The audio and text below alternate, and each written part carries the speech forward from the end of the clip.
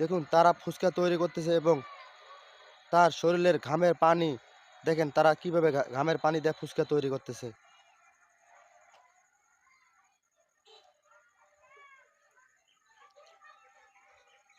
দেখেন সে ফুচকার ভেতরে কত পোকামাকড় পড়তেছে।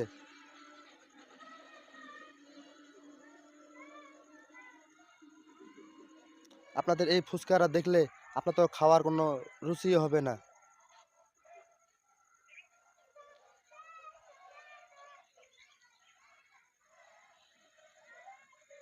দেখেন আমরা স্কুলে বা কলেজে গেলে আমরা এইভাবে ফুচকার দোকানে ফুচকা নিয়ে খাই। দেখুন আপনারা ফুচকা তারা কিভাবে তৈরি করতেছে এবং দেখেন তারা তাদের কোনো পরিবেশের কোনো ঠিক নাই। তারা ওই অবস্থায় ফুচকা তৈরি করতেছে।